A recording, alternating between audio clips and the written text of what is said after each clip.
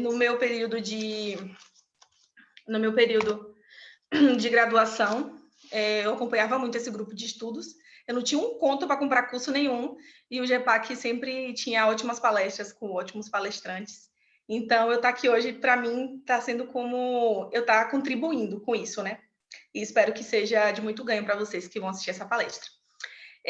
A palestra de leucemia, ela dá continuidade à palestra da semana passada, de Suzana, minha R-Passa, que ela deu sobre mielograma, tá? As indicações, meio que eu vou pontuar um pouco isso, para poder relembrar, e para tudo fazer sentido, né? Para fechar mesmo com chave de ouro sobre a questão da medula óssea. Tá, então, as leucemias, elas... Só um minuto. Passou. As leucemias, ela tem uma etiologia, principalmente na medicina humana, que tem origem desconhecida, tá? Sabe-se que tem fatores de risco que vão desde genética, radiação, uso de medicamentos, tá? Mas ainda não se tem exatamente o que é que causa a origem das leucemias. Na medicina veterinária, já se sabe que infecções por retrovírus, tá? Em gatos, bovinos, roedores e primatas não humanos, eles são causadores, eles causam a leucemia, tá? Então, o principal deles, que é mais estudado na medicina veterinária, acaba sendo o da FeLV, né? Então, a gente já tem dados concretos, né, epidemiológicos, em que 60% a 80% dos felinos com leucemia linfoblástica aguda são positivos para a FeLV, tá? E 69 ou 62 vezes maior chance de desenvolver linfoma ou leucemia, tá? Então, isso foi descoberto, trouxe como curiosidade a questão da vacinação na década de 80, em que aqueles animais, aqueles gatos que foram vacinados para FeLV, ele acabou que caiu mais em relação à epidemiologia de gerar esse linfoma ou leucemias, tá? Mas ainda essa etiologia sabe que acontece, mas ainda também não é totalmente elucidada. Então, a gente meio que tem essa origem meio vaga, né? Então, por isso que é muito importante esses estudos epidemiológicos na área da oncologia, né? Porque acaba que a gente sempre vai se deparar com essas situações na clínica, né? E principalmente existem estudos correlacionando esse contato dos animais com o ser humano. Então, meio que os animais eles se tornam ali sentinelas, né? Quais são os fatores de risco que está expondo naqueles animais para gerar uma leucemia, né? Então, isso é tão importante, principalmente também para a medicina humana. Por isso que é importante a gente sempre estar se jogando e estudando e fazendo esses estudos epidemiológicos, tá? Então, o aumento da longevidade dos animais e o avanço das técnicas laboratoriais, os clínicos, cirurgiões, veterinários de forma geral, eles sempre vão se deparar, né, com uma rotina oncológica. Então, por isso que é muito importante ter uma noção, né, saber que existe, para pelo menos ir buscar, né, e buscar no local certo e tirar dúvida com as pessoas certas, né? Então, eu trouxe nessa apresentação pelo menos o básico para vocês saberem que existe e vocês saberem se direcionar, né? Porque a leucemia ela é uma doença um pouco complexa, principalmente em relação à sua classificação, tá? Que a gente vai destrinchar isso hoje. Então, vamos com calma, tá? Então, assim, antes da gente entrar na leucemia, eu preciso fazer algumas considerações importantes. E a primeira delas vai ser o hemograma, tá? Então, o hemograma, ele acaba sendo um aliado na suspeita da leucemia. Mas veja o que eu estou dizendo hemograma e não maquinograma. Então, a avaliação do esfregaço sanguíneo por um patologista clínico é muito importante. Porque, por exemplo, nessa imagem aí, que está na direita, é uma cauda, tá? Do esfregaço sanguíneo, em que a gente encontra essas formas celulares, tá? Em que a gente tem já pode levantar essa suspeita, tá? Mas uma coisa importantíssima é que hemograma não vai fechar o diagnóstico de leucemia, tá? Ela vai fazer com que a gente direcione a situação daquele paciente para outros exames complementares. O que fecha mesmo o diagnóstico de leucemia é o mielograma, tá? Então, a gente faz o mielograma, a avaliação morfológica, avaliação quantitativa, né, daquelas linhagens celulares, e a partir disso a gente chega a um provável diagnóstico, né? Diagnóstico que eu falo de leucemia, beleza, mas às vezes o mielograma ele tem algumas limitações em relação à morfologia.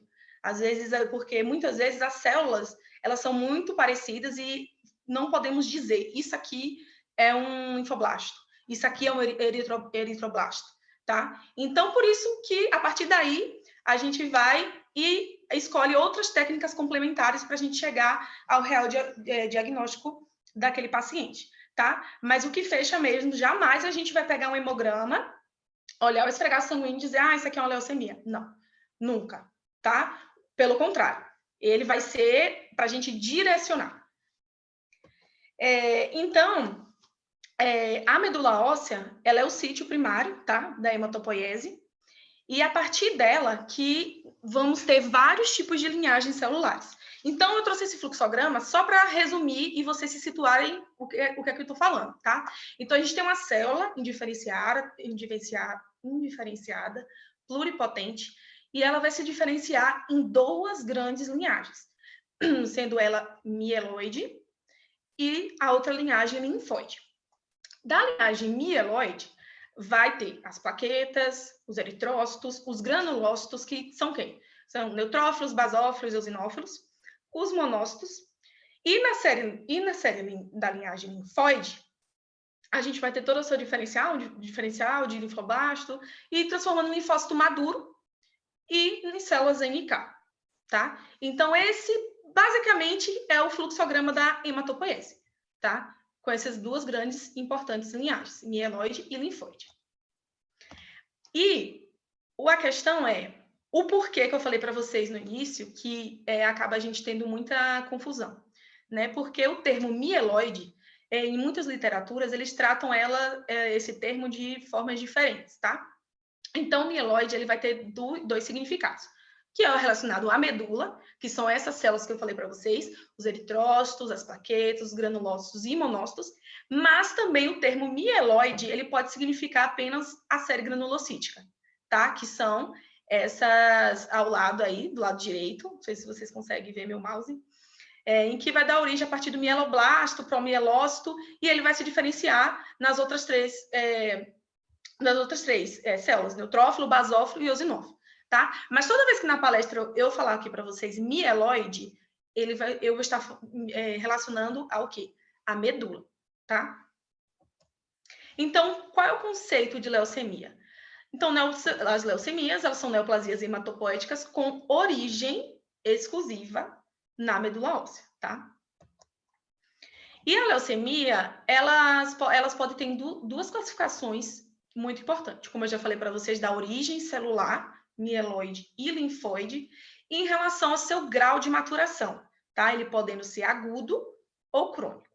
Existe também a terminologia, em que quando vocês verem blasto, significa agudo, e cítico, crônico, tá? Então, essa terminologia também é importante na classificação do tipo de leucemia que a gente vai estar ali lidando, que a gente vai estar lendo ali na lâmina.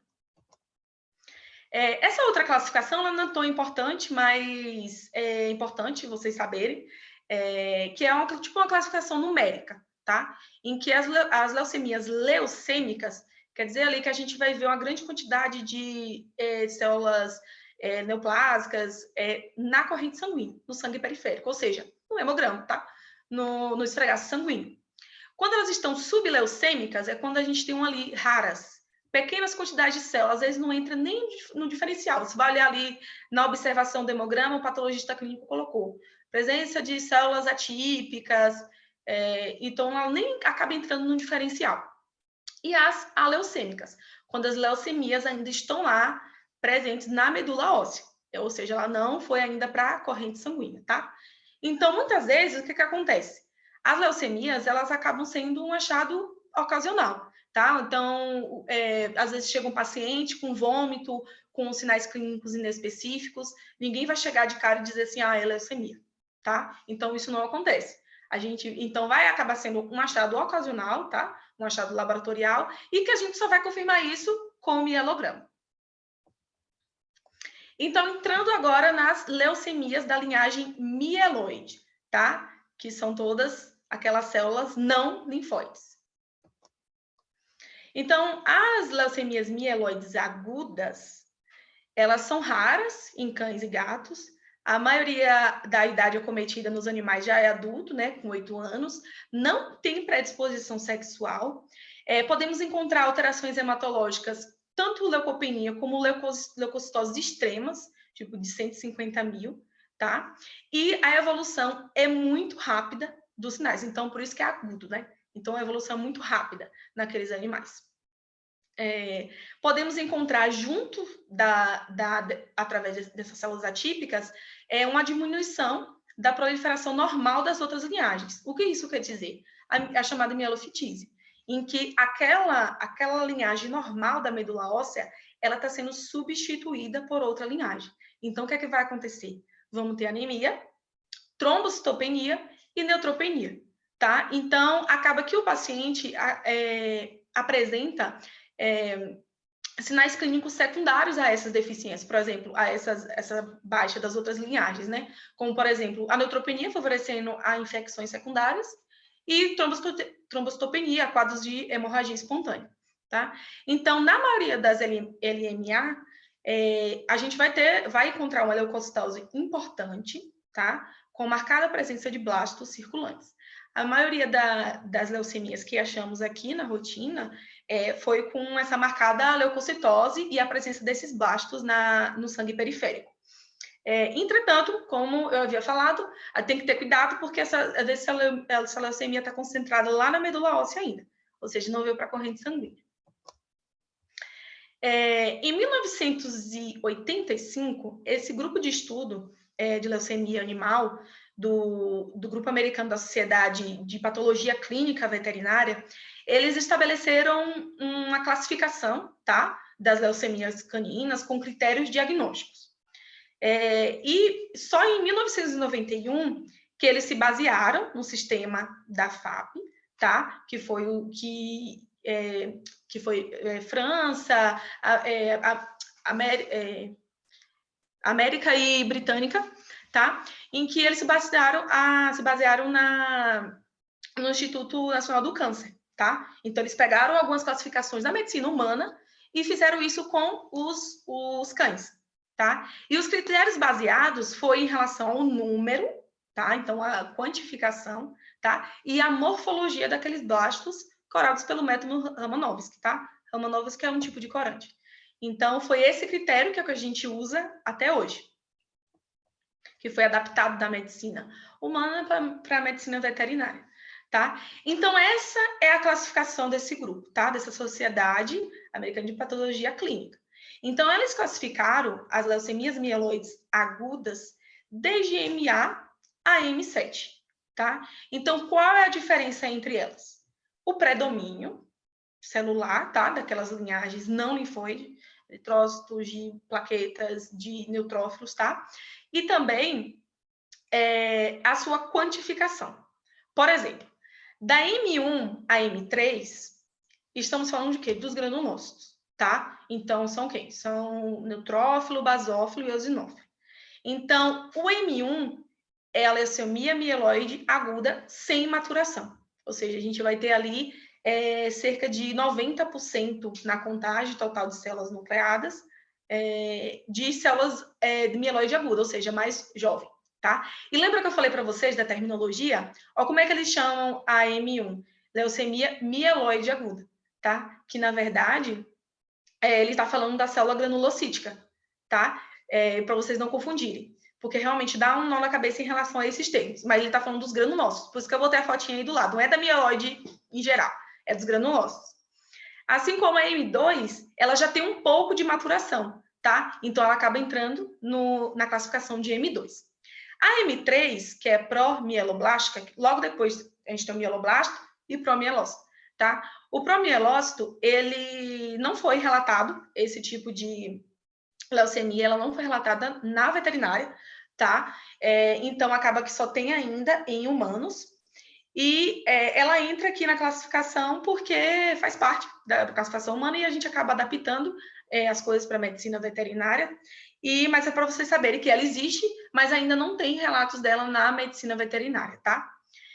A M4 já é uma leucemia mielomonoblástica, ou seja, a gente vai ter a presença de neutrófilos e monócitos, tá? Essas fotos que forem aparecendo do lado direito é do livro do Harvey, tá? Nele, ele classificou essas fotos, tá? Ele colocou bonitinho, mostrando o que seria. Para vocês verem, eu quero que vocês observem nas imagens o quanto que é difícil a gente diferenciar, tá? Um M4 de um M5, e por isso que hoje em dia tem cada vez mais avançando, eu vou falar sobre isso mais à frente, da citometria de fluxo, tá? Para a gente poder identificar certinho que linhagem é que a gente está falando. Então, essa M4, ela vai ser a leucemia mielomonoblástica aguda. Então, a gente vai ter ali o predomínio de neutrófilo e de monócito, tá? Já a M5, ela é totalmente monoblástica, né? Enquanto a outra é monotrófilo e monócito, essa vai ser só monócito, tá?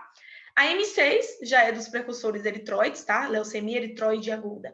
Então, ali a gente vai ter o predomínio dos precursores eritroides.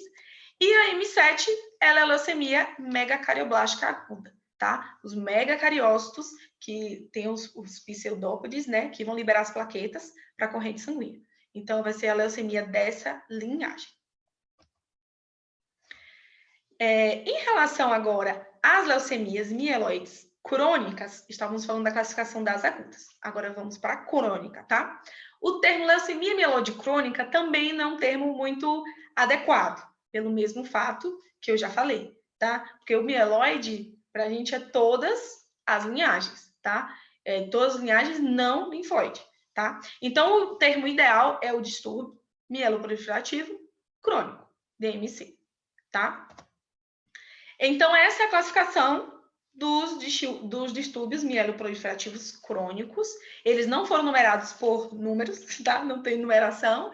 E tem essas classificações. A leucemia neutrofílica ou granulocítica crônica, a eosinofílica crônica, a basofílica, a monocítica, eritrocitose primária, ou conhecida como polissemia vera. Esse termo polissemia vera também não é um termo adequado, porque poli significa muito, significa todo, tá? Então, só se trata da linhagem eritroide. Então, o termo correto é eritrocitose, tá? Primária. A trombocitemia essencial, mielofibrose primária e mieloproliferação não classificada. Em relação a essas DMC, o que acontece em relação à sua origem, né? Tem alguns estudos, né, que tem a ver com as mutações genéticas, né? Alterações cromossômicas. Em 1960, 90% desses pacientes com LMC ou DMSC, eles tinham alteração em um cromossomo comum que foi chamado Filadélfia. Esse mesmo estudo foi feito com os cães com DMC e descobriram que eles tinham uma alteração nesse cromossomo em comum, que é o Halley. Tá? Então, é muito importante esses estudos da medicina humana, que a gente acaba também tendo escapes, tendo ideias também para fazer na medicina veterinária. Então, geralmente, quando encontramos a DMC, ela é apenas um tipo está envolvido, mas isso não impede de dois estarem envolvidos. Elas são pouco comuns, eu mesma nunca vi. Tem até esse dado, né, que tem uma frequência 10 vezes menor que as linfoproliferativas, tá? Não tem predisposição de idade, de raça, de sexo. A maioria são indolentes. E em humanos que não foram tratados pela DMC, observaram que tem uma maior chance de transformação blástica. Isso quer dizer delas estarem crônica, ou seja, o que quer dizer a cronicidade? Quer dizer aquela célula maturada, que a gente consegue ver que aquilo é um neutrófilo, entendeu? Não é como na aguda que a gente fica, meu Deus, isso aqui é mieloide ou linfóide, tá? Então, as crônicas, a gente consegue dizer isso aqui é um neutrófilo, isso aqui é um basófilo, tá? Então, esses humanos foram observados que os que não foram tratados têm uma grande chance de fazer uma transformação blástica, né? Não tem esses dados ainda, porque não foi feito esse estudo nos cães, mas também é importante saber disso, porque também pode acontecer. Então, os sinais clínicos acabam sendo inespecíficos e até mesmo discretos, né? Letargia, fraqueza, inapetência, vômito. E, na verdade, os sinais clínicos vai depender de qual tipo de DMC que se trata naquele paciente, tá? Então, por exemplo, se ele tem uma eritrocitose primária, né? Então, ali a gente vai ter a síndrome da viscosidade, tá? Da hiperviscosidade, em que o paciente vai apresentar quadros neurológicos, né? Tem também, em humanos foram relatados casos de DMC, né? Com sinais clínicos como prurido intenso e lesões cutâneas, que foi associada à alta produção de histamina e basófilo, tá? Então, esse mesmo relato em humanos foi visto em um gato. Então, podendo indicar, sim, uma leucemia basofílica crônica, tá? Então, são muitos estudos ainda que precisa ser feito na veterinária em relação ao DMC, tá? O diagnóstico. A gente vai ver no hemograma, né, essa elevação dessas células, dessas linhagens, tá? O mielograma, o que é que a gente pode encontrar no mielograma? O predomínio de células maduras, sendo que as contagens de blasto vão estar baixa ou normal. Blastos são as células mais jovens, são os precursores, tá? Até porque se trata de uma DMC, tá? Então, são as células mais maduras, são as células maturadas, tá? Ou seja, resumo da ópera. A gente precisa descartar as causas reacionais. Por quê? Porque não existe marcador para a clonabilidade da linhagem mieloide, tá? Então, para as DMCs ficam, além de elas serem muito raras, é capaz de comer bola quando elas aparecerem, tá? Devido a essa dificuldade de chegar no diagnóstico. Entrando na outra linhagem, que é a leucemia de linhagem linfóide, tá? As leucemias linfóides, na verdade, antes de entrar nas leucemias linfóides, é muito importante a gente diferenciar linfoma de leucemia. Já expliquei para vocês o que é leucemia, a origem dela, na medula óssea. Já o linfoma já vai ser considerado uma doença neoplásica também, caracterizada pela expansão clonal de linfócitos malignos, principalmente em órgãos linfóides, tá? Então, linfoma, ele tá ali, ó, extramedular. Leucemia, medular. Mas nada impede que um linfoma também se torne uma leucemia, né? Então, de 10 a 25% dos cães e gatos com linfoma, elas evoluem para leucemia, tá? Mas nem sempre um linfoma ele vai gerar leucemia, assim como só porque o animal tem leucemia, ela vai poder vai evoluir para um linfoma, tá? Então, às vezes ele pode ter só a leucemia. E por que é importante a gente diferenciar isso, né? Na verdade, o porquê que é importante tá aí nessas três bolinhas aí que eu botei, pelo comportamento biológico totalmente diferente, a resposta à terapia e o prognóstico. Então, é importante por quê? Porque vai saber qual o passo que você vai lidar ali com tratar o seu paciente, tá? Mas aí, como é que a gente faz? A gente pega uma situação em que o paciente tem, sei lá, linfoma e acabou evoluindo para uma leucemia. E você pega ali no meio do caminho, não sabe por onde foi que começou, na medula, no linfoma ou no nódulo, não sabemos. Então, por isso que a gente precisa de outras técnicas complementares para a gente poder descobrir de onde é que veio a origem e, com isso, beneficiar o prognóstico e a resposta ao tratamento desse paciente. Então, as leucemias linfóides, elas têm a origem, tá? Desses três tipos celulares. Eles podem ser linfócito T, linfócito B e células NK, tá? Existem vários estudos muito interessantes em relação a isso, que é o predomínio, tá? A maioria, cerca de 75% em cães, é de linfócitos T. Em gatos, é mais de 90%. Então, por exemplo, em cães, os outros 25%, então é mais raro de ter leucemias linfóides do tipo B, tá? Além de os linfócitos T serem os mais predominantes, eles também podem se diferenciar em citotóxico, tá? Sendo o predominante nos cães, e o helper sendo predominante em felinos, tá? As leucemias linfóides, elas também, assim como as mieloides, que eu expliquei para vocês, que tem a aguda e a crônica, ela também vai ser classificada como aguda e crônica e também vai mudar a sua terminologia, tá? Então, leucemia linfoblástica aguda, LLA, e leucemia linfocítica crônica, LLC. As leucemias linfoblásticas agudas, ela é a terceira neoplasia linfóide que mais acomete a medula óssea em cães, tá? Sendo o primeiro o linfoma leucêmico, que é o de estágio 5. É muito comum aqui na rotina do hospital a gente ver aquele animal que tem linfoma evoluir para leucemia, tá? Que é chamado de linfoma de alto grau de estágio 5. E em segundo lugar, o LLC. Então, a etiologia, ela é desconhecida, tá? Mas ela pode ter fatores importantes como a genética, tá? E como eu falei no início da palestra, questões virais, tá? Do retrovírus em gatos, em bovinos, como a leucose bovina, e também o lentivírus, que foi relatado em cães, tá? Mas não se sabe ainda em relação ao lentivírus o mecanismo dele. Não tem predisposições, tá? Mas observa-se que acomete cães maiores de 5 anos e cães de grande porte, tá? Então, Golden, Rottweiler, Pastor Alemão são de grande importância nessa doença.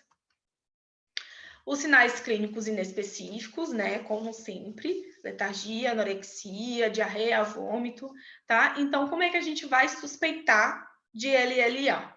Tá? Então, no hemograma, a gente vai ver ali uma leucocitose por linfocitose, com presença de blastos circulantes, tá? Vai ser uma coisa que vai chamar a atenção do patologista clínico que vai estar lendo o esfregaço sanguíneo do seu bicho, tá? Não façam maquinograma. E também vai observar essa citopenia. Por quê? Porque eu já expliquei para vocês em relação à mielofitise, tá? Então, acaba que as outras linhagens, elas são tomadas pela linhagem neoplásica, tá? Então, a gente vai ter ali uma anemia regenerativa, trombocitopenia, neutropenia. E isso sim é um indicativo de mielograma, tá? Para fechar o diagnóstico. Então, no mielograma, a gente vai observar maior que de 20% a 30% de blastos do total de células nucleadas. Vou ter essas duas interrogações, por quê? Porque não tem um estudo sobre isso, tá? Tem autores que falam que é 20%, tem autores que falam que é 30%, né? Então, vai a critério. Aqui no laboratório a gente usa 30%, tá? Mas não se tem ainda corretamente qual é o correto, na verdade, o correto a usar.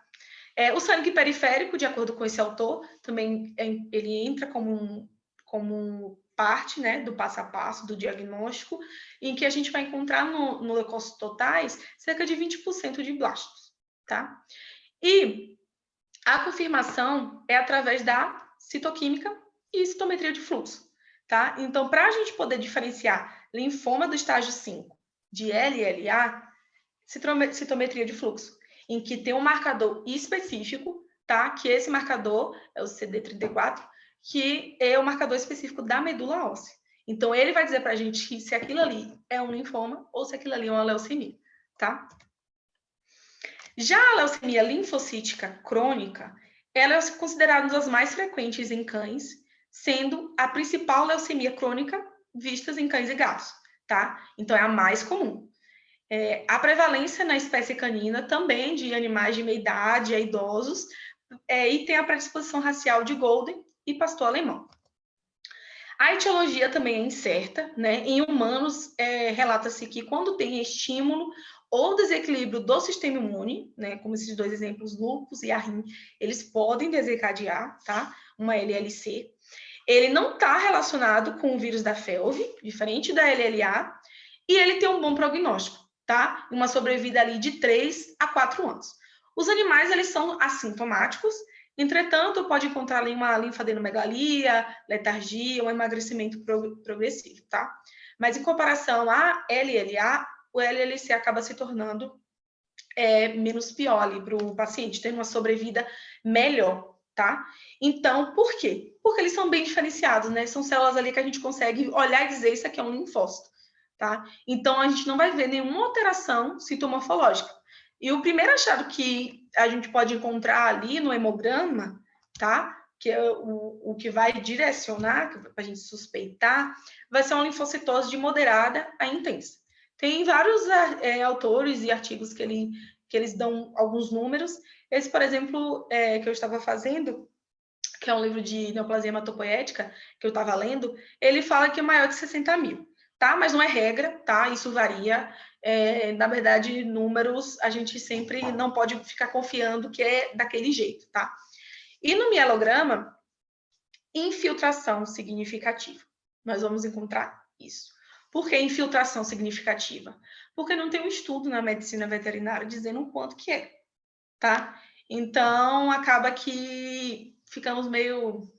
Meu Deus, isso é uma hiperplasia linfóide, isso é uma LLC. Então, precisamos olhar o caso como um todo e chegar a uma conclusão.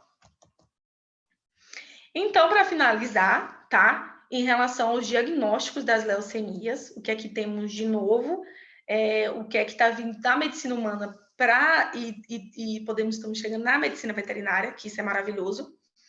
Meu sonho é a gente poder estar pau a pau com eles, mas muito difícil, né? A gente vai ter que evoluir muito ainda. O diagnóstico das leucemias, primeiro, vai ser a suspeita laboratorial, como eu já falei para vocês, tá? Sangue periférico. Depois disso, a gente parte para o mielograma. E depois do mielograma, podemos utilizar técnicas, tá? Que vão ali elucidar, ajudar o clínico, ajudar a gente a chegar ali naquele diagnóstico do paciente, fazer o tratamento correto. Então, temos essas 3 técnicas, em que as 2 primeiras, que é coloração citoquímica e imunofenotipagem, vão ser para leucemias agudas, tá? E já o PAR-PCR vão ser para leucemias crônicas, especificamente para linfóide, tá? Então, são essas 3 muito importantes, que vamos falar sobre elas agora. A coloração citoquímica, ela é uma técnica complementar das colorações de rotina que a gente já usa para corar as lâminas do mielograma, tá? Então, a coloração, ela colore enzimas, tá? E que em cada linhagem celular, e sua principal aplicabilidade é diferenciar mieloide e linfóide. Existem vários tipos de colorações citoquímicas, e dentre elas as mais utilizadas são das mieloperoxidases, tá? Que são aquelas da linhagem mieloide. O que a gente usa aqui na rotina, eu botei esses exemplos aí embaixo para vocês verem, pesquisarem se vocês quiserem. O que a gente usa aqui de rotina no laboratório clínico da Unesp é o Sudan Black, tá? Em que ele vai corar a linhagem mieloide, tá? E aí o que acontece? Essa lâmina aí é uma lâmina da minha medula, estava com suspeita de LLA, e as células blásticas, elas não coraram, tá? Quando elas coram assim, ó, com esse grânulo meio acastanhado, meio marronzinho, ela indica que é mieloide. E os meus grânulos de blastos, que eu estava à procura para diferenciar linfóide de mieloide, eles não coraram. Então, indicando que aquilo era uma LLA. Tá? Então, o Sudan Black, ele é uma ótima técnica para usar na rotina mesmo, e é o que a gente usa mais aqui na rotina. Já a citometria de fluxo, ela é uma ferramenta que está sendo cada vez mais utilizada na medicina veterinária, em que ela é super mais comum assim na medicina humana, mas ela está vindo para a medicina veterinária agora, em que ela vai diferenciar distúrbios linfoproliferativos dos mieloproliferativos. Tá? Então, basicamente, a sua técnica é ligação de antígeno-anticorpo. Ela vai identificar ali, no caso, identificação fenótipica das subpopulações mieloides e linfóides, podendo ser utilizado tanto a amostra de medula óssea quanto de sangue periférico. Então, essa técnica de citometria de fluxo, elas são antígenos que vão estar ali na superfície, que são chamados de cluster, de diferencial, tá? Que é o CD, e cada tipo de linhagem, de população hematopoética, vai ter o seu marcador, tá? E então eu trouxe esse exemplo, que é do livro de Neoplasias Hematopoéticas, de 2022. Nele meio que resume todos esses marcadores, esse CD, que vai significar cada tipo de linhagem. Por exemplo, o CD34, que é o que eu falei para vocês, é aquele que diferencia leucemia de linfoma. Então, quando a gente quiser fazer a diferenciação, a gente vai pedir o CD34, porque todas as células lineares de medula óssea, ela vai ter esse cluster, tá? Esse CD. Aí, por exemplo, eu quero descobrir, eu quero identificar de plaquetas, por exemplo, vai ser o CD41, o de eritrócitos, então cada um vai ter o seu, e isso vai facilitar você chegar ali no diagnóstico e prognóstico para o paciente. Por último, é a técnica de par, PCR. Ela é para diferenciar uma proliferação policlonal de monoclonal, tá? Então, os linfócitos, porque a gente usa o crônico, né? Na LLC, por exemplo, para os linfócitos que já estão maduros. Porque eu não consigo dizer, olhando morfologicamente, se aquilo é neoplásico ou se aquilo é uma reatividade. Então, vocês concordam comigo que em uma reatividade a gente vai ter vários tipos genéticos, no caso heterogêneos, de linfócitos? Vamos ter vários tipos de linfócitos. Já neoplásico, a gente vai ter ali um rearranjo genético homogêneo, né? Um tipo de linfócito ali monoclonal se dividindo. Então, o par-PCR é para identificação do código genético celular repetitivo e a gente poder diferenciar de uma reatividade de um neoplasma. Então, por isso que usamos eles apenas para os linfócitos e os linfócitos maduros, tá? Para a gente conseguir fazer a diferenciação. Porque os blastos, as leucemias blásticas, né? As agudas, não conseguimos fazer essa diferenciação no olho, tá? Morfologicamente. Ou através da citoquímica. Às vezes a gente precisa implementar, e espero que seja o mais rápido possível na medicina veterinária, essas técnicas que facilitam muito os clínicos, cirurgiões da medicina humana e que também isso seja uma realidade na medicina veterinária. Então, apesar das técnicas de leucemias estarem vindo, chegando com tudo aí na medicina veterinária, e vocês precisam saber para vocês se atualizarem, né? Mas saibam que o mielograma é o que vai fechar, tá? A leucemia. Até porque o mielograma, ele não é só para leucemia. Ele tem outros muitos diagnósticos, tá? Então, vão desde síndromes mielodisplásicas, mieloma múltiplo, displasias, mielofibroses. Então, o mielograma é uma ferramenta aí que é ótima para implementar a partir de uma suspeita de um hemograma, tá? Então, foi isso. Aqui são meus R2, que eu morro de saudade. Eu vou deixar o Instagram do LCV e do Banco de Sangue para vocês seguirem. Breve vai ter novidades, tá, gente, no LCV. Já aproveitando aqui que vocês estão, vamos lançar aí um ciclo de palestras. E foi isso. Quem tem dúvida, fale-se agora.